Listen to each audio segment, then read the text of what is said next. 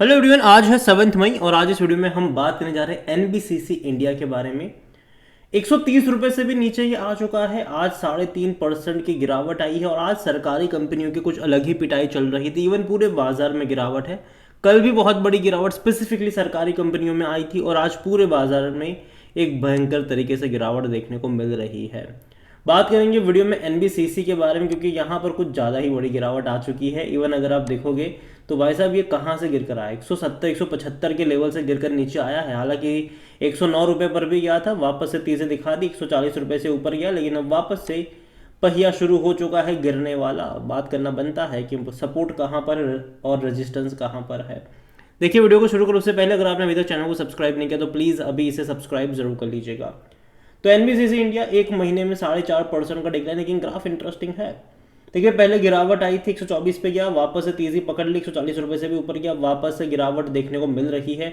124 रुपये का अगर लेवल तोड़ देगा तो बहुत जल्दी 110 रुपये तक के भी लेवल आपको यहाँ पर देखने को मिल सकते हैं, और वो मेरे हिसाब से एक इनिशियल सपोर्ट के तौर पर काम कर सकता है एनबीसीसी इंडिया में, और मुझे लगता है कि शायद जा सकता है वो उस लेवल पर। रीज़न ये है कि जिस तरीके से पिछले कुछ टाइम में बहुत बड़ी तेज़ी हमने देखी, और इवन ऐसा नहीं है कि जब गिरावट आई तब मैं बात कर रहा हूँ, अगर आप चैनल को रेगुलर फॉलो करते हो तो इसको लेकर मैं पहले भी बोल चुका हूँ कि मुझे 100 रुपये से लेकर 110 रुपये का लेवल इनिशियल बाइंग के लिए अच्छा लगता है यहाँ पर। ये मैं पहले भी बोल चुका हूँ, ऐसा नहीं कि मैं अभी बात कर रहा हूँ उसके बारे में, और मैं अभी भी अपने उसी स्टेटमेंट पर कायम हूँ। मैं अभी भी 100 से 110 रुपये के लेवल का वेट करना ज़्यादा पसंद करूँगा, क्योंकि बहुत बड़ी तेज़ी दिखाई। देखो, इतना गिरने के बावजूद भी अभी भी 200% का ग्रोथ है यहाँ पर। 40 रुपये का शेयर था, बेहतरीन रफ्तार पकड़ी थी, 400% का रिटर्न इसने बना कर दिया था। अब वहाँ से गिरावट भी शुरू हुई है। और जहाँ तक बात करी जाए वॉल्यूम्स को लेकर, तो 1 करोड़ 15 लाख के आसपास के शेयर यहाँ पर ट्रेड होते नजर आए। ऑल टाइम हाई 175 रुपये के आसपास का था जो अभी बना था यहाँ पर, और जो लो था वो तकरीबन 5 रुपये के करीब का था। 23,000 करोड़ का इसका मार्केट कैप है, और आपको बता दें कि इसका मार्केट कैप भले ही 23,000 करोड़ का है, लेकिन इस कंपनी की जो ऑर्डर बुक है वो 55,000 करोड़ की है। मतलब मार्केट कैप से डबल की इसकी ऑर्डर बुक है, डबल से भी ज़्यादा की ऑर्डर बुक है। तो ये एक प्लस पॉइंट है, ये प्लस पॉइंट है इसके लिए।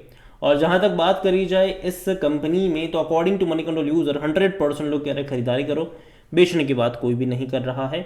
जहाँ तक इनका क्वार्टरली नंबर्स अगर आप देखोगे तो अभी तक कोई डेट सामने नहीं आई कि इनके रिजल्ट्स कब आएंगे। मैं उम्मीद करता हूँ कि जल्दी कोई डेट आ जाए, और देखो नतीजे से बहुत ज़्यादा उम्मीद यहाँ पर होगी, क्योंकि भाई साहब उसके ऊपर बहुत कुछ डिपेंड करता है। बहुत सारी कंपनियों के रिजल्ट्स अच्छे आते हैं, तेज़ी आती है, अच्छे नहीं आते वापस से गिरावट आ जाती है। अगर अच्छे नंबर्स आते भी है तो 1-2 दिन की तेज़ी होती है, वापस से गिरावट भी शुरू हो जाती है।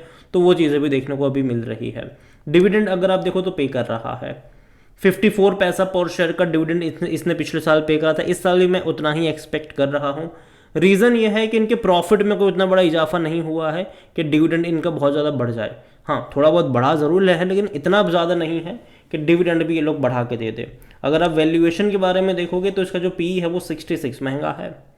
और मैं 100-110 रुपये का लेवल इसीलिए कह रहा हूँ क्योंकि अगर ये 100 रुपये की रेंज में जाएगा तो इसका जो पी रेशियो है वो सेक्टर पी के बराबर हो जाएगा, या फिर थोड़ा उससे कम हो जाएगा। तो कहीं ना कहीं वहाँ पर कह सकते हैं कि सस्ते लेवल पर है। अभी तो थोड़ा सा अभी भी महंगा है, जब 170 पे था तब तो और ज़्यादा महंगा था ये। कोई भी एनालिस्ट खरीदारी करने की बात यहाँ पर नहीं कर रहे। फिनेंशियल्स अगर आप देखोगे इनके पिछले कुछ क्वार्टरों में, तो इनके रेवेन्यू में एक अच्छी तेज़ी थी।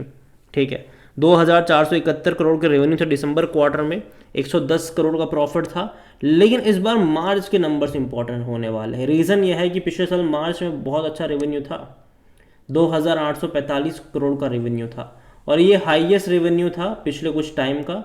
अगर आप देखोगे यहाँ पर तो इससे पहले सितंबर में भी ये 2,000 करोड़ से भी कम का था, फिर दिसंबर में 2,040 करोड़ हुआ, मार्च में 2,500 करोड़ हुआ ज़रूर था, लेकिन जून में वापस गिर गया, सितंबर में थोड़ा बहुत अप हुआ, दिसंबर में वापस थोड़ा बहुत अप हुआ, मार्च में फिर से बढ़ गया।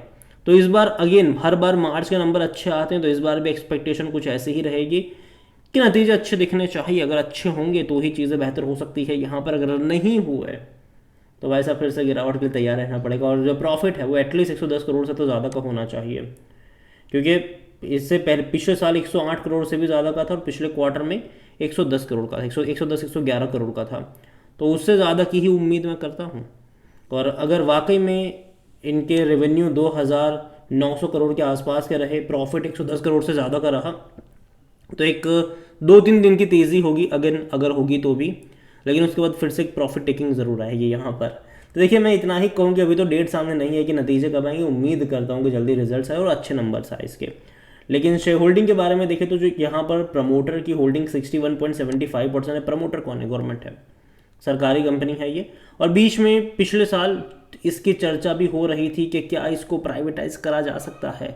तो अगर मैं कह दूं अभी तक उसके बारे में कोई अपडेट नहीं आई है, और अगर प्राइवेटाइज करते भी है तो एडवांस में हमें पता चल भी जाएगा। और प्राइवेटाइज होने से एक्चुअली में फ़ायदा ही है इसका।